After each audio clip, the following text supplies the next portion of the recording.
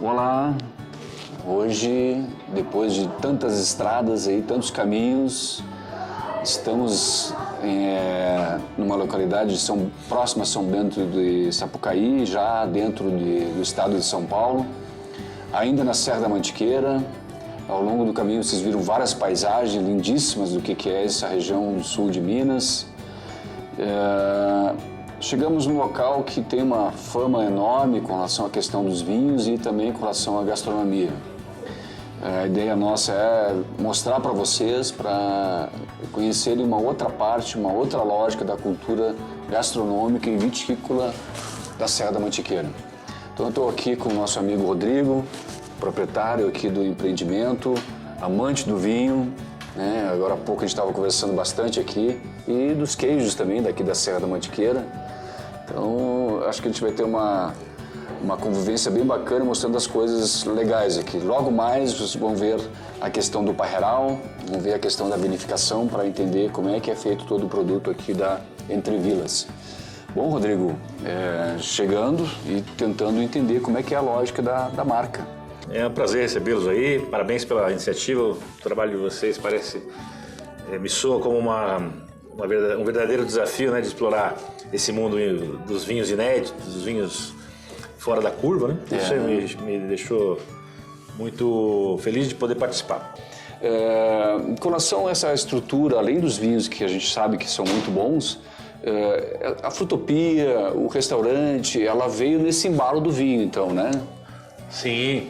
A gente não pode, né, fazer meia receita, né? Tem que ser uma receita inteira, senão o bolo não fica bom. A gente tem uma proposta de produção sustentável, com mínimo de intervenção, para que a gente possa usar esses ingredientes em nosso restaurante de uma maneira mais correta e dentro dos princípios, né, do que hoje seria o slow food, né, prega, que seria o bom, limpo e justo. Um parênteses, realmente, o pessoal que vem aqui ao restaurante, que vai vir aqui no restaurante, a lógica é essa: chega e fica o tempão que quiser, porque o ambiente propicia. E a questão gastronômica também propicia, né? A gente vê pratos maravilhosos que são servidos aqui, então venham com o tempo, não vem no estilo restaurante beira de estrada, tá? Só para avisar. Precisa passar uma tarde inteira aqui almoçando com a gente. Essa questão Então a gente vê os componentes aqui da parte da Frutopia e dos vinhos dentro desse contexto ecossistêmico que vocês estão vendo as imagens, vão ver também outras coisas na parte de vinificação também. Essa lógica toda te motivou realmente a criar esse ambiente do restaurante, né? Sim. A marca Entre Vilas, ela não é só a produção ali na rua, ela é isso aqui também, né? Na verdade existem duas empresas que a gente tem aqui no local. Uma é a Frutopia, que é a parte agrícola, de produção e de viveiro. E a parte Entre Vilas, né, que a gente chama de Entre Vilas, é o nome do agroturismo e enoturismo. Então tudo que está relacionado a turismo, gastronomia, vitivinicultura, a gente considera como a Entre Vilas. E a Frutopia é a parte que provém a Entre Vilas, né?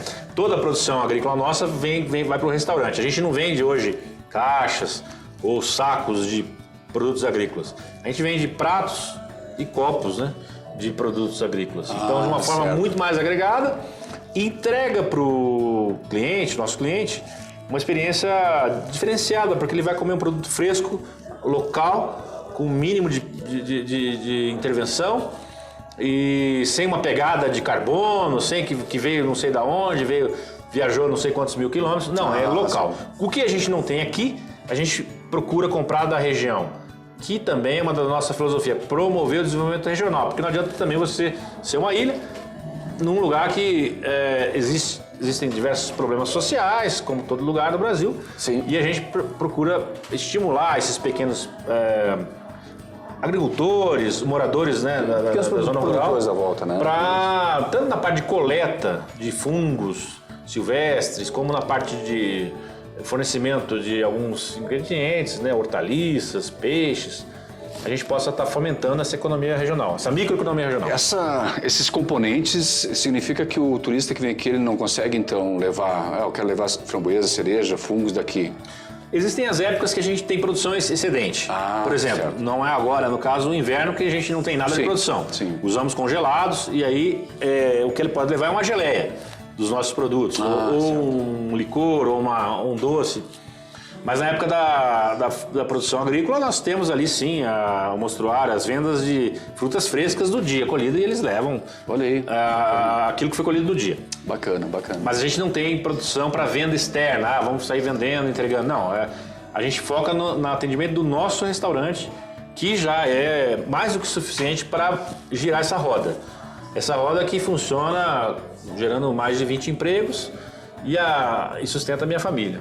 E significa que o Entre Vilas é quase que uma comunidade de pessoas vinculadas a um contexto, ecossistema ecológico, agronômico, produzindo coisas que dentro de um determinado ambiente, né? A gente não vai encontrar a marca a Vila Rica numa loja de vinhos lá em Salvador, digamos, em Porto Alegre. Não, a nossa marca ela é restrita ao uso local e a gente eventualmente fornece para alguns restaurantes que têm uma filosofia parecida com a nossa, como por exemplo a Enoteca São Vincent em São Paulo, que já trabalha com nossos vinhos há muito tempo, a Jardim dos Vinhos Vivos, que são empresas que têm essa filosofia de trabalhar com vinhos naturais. Entendi. E a gente fornece no sentido de... claro, dar visibilidade para a nossa produção e atender esses clientes e parceiros que ajudaram a gente numa época que a gente não tinha uma economia de escala, uma economia que fosse ainda suficiente para nos manter. São parceiros estratégicos. Parceiros estratégicos, isso mesmo. Bem isso, dentro do mesmo contexto. E aí acaba que faz parte toda essa família que você falou, dessa comunidade que trabalha com a gente. Então as pessoas vão se conectando e vão fazendo trocas, né, de fornecendo, comprando. Então não é eu diria uma atividade comercial, é uma atividade que envolve muito mais do que isso. Interessante, uma comunidade orgânica, né? Isso, praticamente exatamente. assim que pode dizer, né? É bem isso mesmo. Bem legal, bacana. Bacana. Rodrigo, te agradeço aqui a entrevista rápida, né? Mas é aquela coisa, né? Tudo tem seu tempo. Mas vamos continuar, vamos olhar os parreirais, vamos mostrar a vinificação.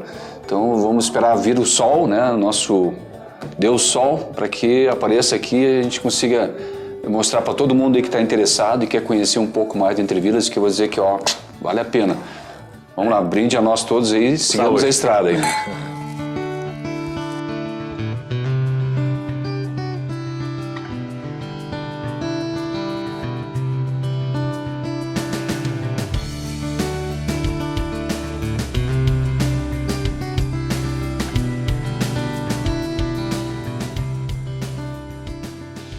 Olha aí, pessoal, aqui no meio do parreiral, vocês estão vendo aqui Pinot Noir, Rodrigo, mestre dessa estratégia, criador de uma alternativa para a questão do cultivo em locais de altitude, com condições climáticas bem adversas, porque aqui chove bastante em determinado período do ano, frio intenso também, geada, não é incomum, né? Então é um ambiente que a planta sofre bastante. Fazendo um paralelo aos desertos do Chile, aqui a gente tem condição bem adversa ao contrário. Aqui no Pinot Noir a gente vê a altura do parreiral, da planta como um todo, né, e ela se distribuindo uma altura bem baixa. Sim. Esse conceito ela está vinculada a que ela consiga sobreviver a esse ambiente, né, fora a cobertura. Se puder dar uma explicada pro pessoal ali que está assistindo como é que é a estratégia e como é que ela está produzindo em termos de volume. Claro. Então, Guilherme, a gente, conforme explicou ontem, a proteção desse vinhedo, né, das linhas das videiras com esse plástico, permite vamos dizer, a proteção das folhas da videira na época da chuva, de maneira que ela fica completamente protegida aí da ação dos fungos, né? Eventualmente uma aplicação preventiva vai ficar retida na folha, uma vez que essa folha não é lavada pela ação da chuva. Além do que não existe um microclima de umidade muito elevado nas folhas que propiciam os fungos. Então a gente tem um ciclo natural, né, normal ao longo do ciclo, sem se fazer a poda invertida, sem forçar uma indução, e o ciclo completo dela dentro do que seria na origem da planta. Certo. Preservando ela desse problema da chuva que é muito presente na época do verão.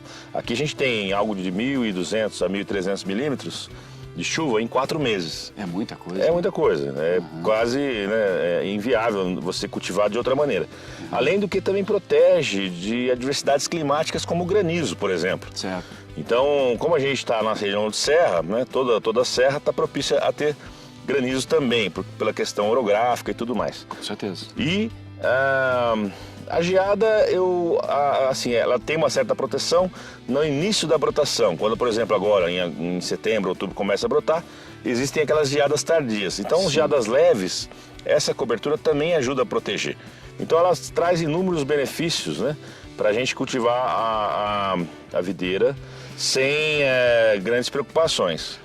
Essa questão da geada é uma curiosidade assim que eu tenho, e eu acho que o pessoal que está assistindo ali também, porque a geada a gente sabe que ela não vem de cima para baixo, ela vem de baixo para cima, né? Sim. Tendo em vista o congelamento da superfície, Sim, né? sim. Ela não cai, aqui, né? E eu olhando aqui, como é que é a lógica assim, do microclima que fica aqui dentro? Não, Então, é justamente vamos dizer, uma concentração de uma temperatura um pouco mais elevada nesse ambiente, entendeu? Ela cria um efeito estufa, né? E de maneira que você tem aqui, ainda que tenha a circulação do ar, ela tem uma temperatura, a mínima não chega a tão forte como para fora, para o ambiente externo. existe uma medição Então, que tu fez de diferença? Sim, ela chega a 4 graus de diferença em relação ao ambiente externo, como se você estivesse debaixo de um teto.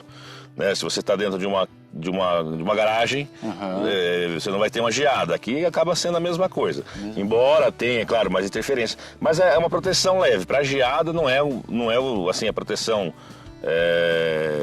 100%. Ela protege até, vamos supor que a temperatura cai até -2, -3, ela vai proteger. Agora, se der uma geada de -6, -7, aí já pode esquecer que... Aquilo que o pessoal chama de geada negra, né? Aqui é muito comum essas geadas extremas, né? A gente tem aqui, nessa última frente fria, a ocorrência de registro de -10. Então, assim, são 40 dias de geada ao longo do ano. Então, de abril até setembro, a gente tem mais ou menos registro de 35 a 45 geadas por ano. Nossa, é muita coisa. É, bem frio mesmo, né? Mas assim, nessa época não tem problema nenhum, ela está dormente. É até bom, é salutar, porque esse frio ajuda ela a permanecer dormente e a dar o número de horas de frio necessário para fazer a diferenciação das gemas florais. Sim. De maneira que a gente também não precisa aqui entrar com esses indutores de quebra de dormência, né? Que seriam as cianamidas ou o Dormex, né? Que são os produtos que são relacionados à quebra de dormência. Não precisa fazer absolutamente nada. Ah, bacana. Literalmente ela está crescendo sozinha e feliz, sem aditivo nenhum. A única coisa que ela tem é um guarda-chuva. Olha aí, bacana. Eu estava olhando aqui a questão do guarda-chuva, a gente vê algumas gotas de umidade, né? Sim. Literalmente ela prova que ela tem um microclima aqui dentro mesmo. Não, né? normalmente a umidade que condensa aqui, ela deve vir, escorre e cai aqui ao lado. Então, raramente essa umidade vai cair em cima da folha. Então, tudo que evapora e condensa, cai e volta ao solo na parte lateral. De qualquer forma, existe uma temperatura diferenciada no frio, né, da noite, assim, sim. nesse cantinho onde tem esse lóbulo aqui, né? Sim, Com todo relação aqui do o lado, né? ambiente aqui fica com uma temperatura diferenciada em relação à parte externa. Certo, que bacana. É uma estratégia totalmente diferente mesmo. E a gente vê que funciona, porque a gente já degustou os vinhos de vocês e está sensacional mesmo. Sim, né? Qualidade. Produz vinhos bons, com bastante característica, né, como eu disse, das castas. Né? Ela remete a cada variedade. E a questão da altura que você me perguntou, nesse caso a gente trabalha a poda e a formação, né, desse esporão, do cordão esporonado, mais baixo mesmo, no sentido de... Primeiro que eu não posso deixar essa estrutura muito alta, porque ela vai formar uma espécie de alavanca para ventos fortes. Certo. Então eu não posso trabalhar com esse sistema, né, com mais de 2 metros, fica complicado para dias de ventos. Certo. Então você pode ter risco de perder a estrutura. E uma vez que eu trabalho com essa parte um pouco mais baixa, eu tenho que rebaixar também a estrutura do cordão esporonado. O que também traz benefícios no sentido de que quanto mais baixa a planta está, menos gravidade ela tem que vencer para levar a seiva aos cachos. Então, Sim. é uma economia de energia nesse processo. Eu me lembrei agora La Rioja, na Espanha.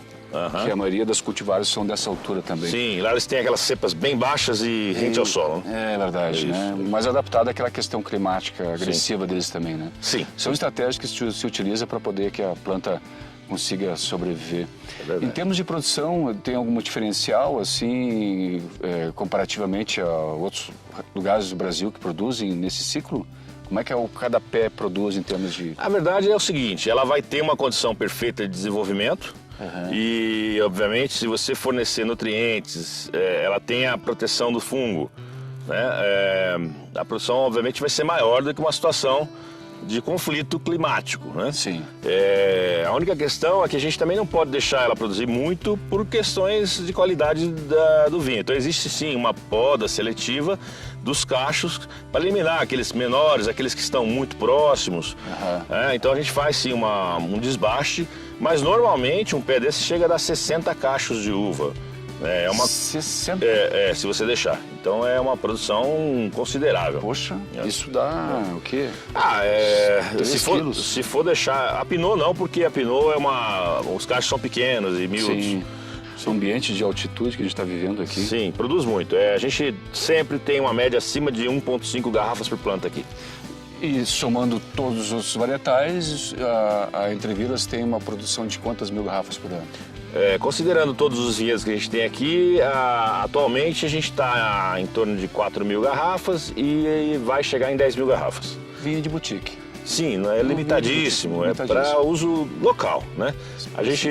O foco não é fazer venda para terceiros, nem sequer ir para prateleira. A gente quer ter para atender a nossa demanda local. Por mais que o consumidor tenha interesse de ser, me vende umas 2, 3, 5 caixas. Não, claro, a gente tem, também a procura é muito grande aqui, o pessoal leva, e a gente tem também como atender pequenas demandas. O que não dá é para eu sair vendendo vinho, né? Sendo que caminhão aqui, não é o foco do nosso projeto. Não é o foco do nosso projeto. Tá certo. Olha só que maravilha. Cada dia que passa, a Serra Mantiqueira nos dá curiosidades, nos dá informações e novidades sobre várias coisas, né? Realmente, o vinho extremo vindo aqui para a Serra da Mantiqueira, vou te dizer que foi uma das melhores coisas que nós fizemos, porque são novidades, são aprendizados, é um pessoal com bastante energia, com uma visão moderna com relação à questão do cultivo da vitivinicultura.